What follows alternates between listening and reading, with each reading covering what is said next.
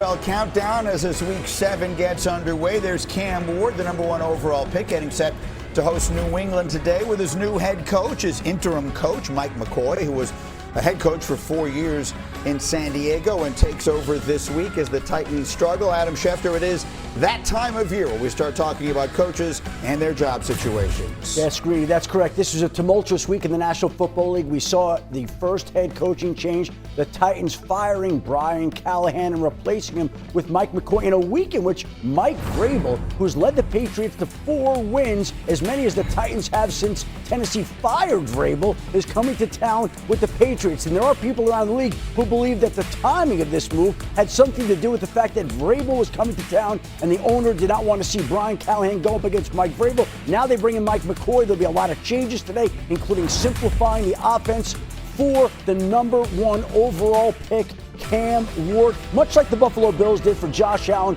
during his rookie year, they want to make sure he's really good at a few things rather than being overwhelmed with a bunch of things. And of course, now that we've seen one head coach change, people are wondering about when we might see a second. To tell you this, the Dolphins are not planning on making a move with Mike McDaniel anytime soon. That's not how they're thinking. That's not in the plans that they play in Cleveland today. We'll see what happens if you lose to a Browns team. But the Dolphins plan on standing by Mike McDaniel here moving forward into this season, and we'll see how the Dolphins play out. Now, there is the question of their quarterback, Tua Tagovailoa, whose play has been up and down, but his comments after games, before games, also have been interesting, including the one he made after last week's loss about team leadership. You have guys showing up to player-only meetings late, guys not showing up to player-only meetings. There's a lot that goes into that. I think it starts with the leadership in helping articulate that for the guys. As the franchise quarterback, that's not the forum to displace that. I think he knows that now you're trying to look for reasons that you can attribute to losses, and there's a, heavy as the crown of being a franchise quarterback. I've made a mistake, and I'm owning up to that right now. For myself, I got to look at myself as the leader, protecting the team. I don't feel like I did that to the best of my abilities. I felt like I let the emotions of the game get to me after the game. Want to publicly apologize about that. So tumultuous, to say the least, this week in Miami. And on the daily show that I host on Get Up, this was probably every single day the best conversations we had all week long were about this topic. Teddy, what is your reaction to what we just heard? That's a joke. That's my reaction. It's a joke. I don't know. Tua, if that's true, you were doing absolutely what was best for the team.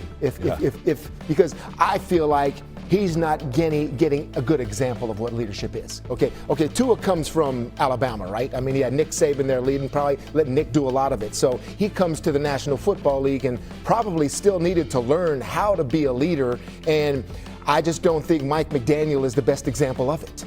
Okay, in terms of what he said, having Tua go up there and apologize, no, you double down on it. If that was true, and you got players not showing up to team-only meetings and you feel like you need to say it publicly, that is leadership. Okay, then what I would have done is the next day, then I say it to those players' faces. If I haven't done it before, I'm going to say it again because this is what's happening, okay? It's all messed up in there, all right? And I think it starts from the head coach. Leadership is confusing if you're looking at this team. If that's the quarterback, because it's got to be head coach, it's got to be quarterback. Yep. And you two have to be almost the same personality from my experiences are. Because you listen to Brady right now, that's Belichick coming out sometimes. I just hear it because they were so in sync. Right. I think the head coach and the quarterback has to be. It's not in Miami. That is a huge problem. Yeah, and it's obviously it's true, or he wouldn't have said it. Okay, that's how I feel about it. So you're right, Brew. He should have doubled down. And look, this all started in the offseason. They have no respect for the guy. By the guy, you mean the coach, not the coach. quarterback. No, 100%. He's not who the hell is he going to inspire? He doesn't inspire anybody. This is the worst defense in the league, too, by the way. And there's a lot of crappy defenses. This is dead last. And gave up that game last week. They have no business losing that game last week. They have him sacked, Herbert sacked in the pocket, then they can't tackle in the flat, right? Absolutely gave that game away. And you can see why Tua is frustrated, right? And the dysfunction. And again, you talk about leadership from Mike McDaniel. And it's easy to be a leader when you're in the honeymoon phase and you're this unconventional offense and you put up 70 points and everything kind of seems great. the gold frame glasses and the capris work at that point. Now you're 1-5, right? You just gave up a game which you had no business losing. Like, some of that stuff's lost its shine, and this is when real leadership needs to step up, right? It's easy when things are going well, but like, what are you going to do now with your back up against the wall? Yeah, and by the way, the offense has lost its shine. All right, this is an offense that was built on big plays. All right. And now they're third worst in the league in big plays on offense. So are you telling me nothing's working there? Defense stinks, absolutely atrocious. All right, even though you've got a lot of talent there, and you've got your offense can't produce the way it's supposed to be. And so, you look around, there's so many frustrations. At a certain, there comes a point in time where you tune the coach out. Players have to go play and make plays and win for the organization. And one thing about it, over the last year and a half, 2 years, do y'all know how much flack that Tyreek Hill was getting? He's a cancer. He wants out of Miami, all of this crazy stuff. And then you hear Tua, the quarterback, demand that they're paying all of this money. Leadership, we have a players only. Sorry, buddy, you're out of this one. Players only meeting, but they're not showing up. So what is that saying? If the quarterback's making all this money and we're looking at you, okay, there's going to come a time, let's start today. Shut up and play some football. You're third in the National Football League in interceptions. I'm talking about Tua. So when everybody is looking for a play to be made, we're looking at our quarterback. I remember a couple of years ago, we were just sitting up here when things were going bad with the concussions and stuff, and we were rallying for him for somebody to uplift him. Now everything has been hushed now. Now it's time to shut up and play some football. So today, going up against the Browns, a rookie quarterback, I expect Tua to eat those words that he was talking the last couple of days, coming out, apologizing, then calling guys out. Put up or shut up today. I want to see it. You're talking about tuning a coach out when you say, I got it, coach. That's what you mean. You mean, I got it, coach. Your message is here. It's all set. But this coach, this tuning out a coach. When owners hire head coaches, okay, this is what I want you to think about. That's the voice, and that's the picture, and that's the man that your players will be seeing every single day.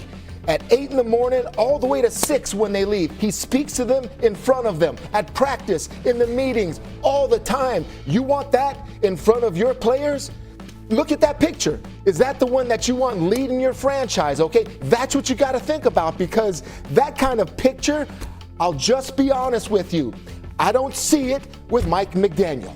Okay, if I had to see that man in front of me with some of the things that I've seen him say, and I've watched a lot of his press conferences, and I've watched a lot of him from the Hard Knocks a few years ago, I don't know how I'd be able to play in that locker room, to be honest with you.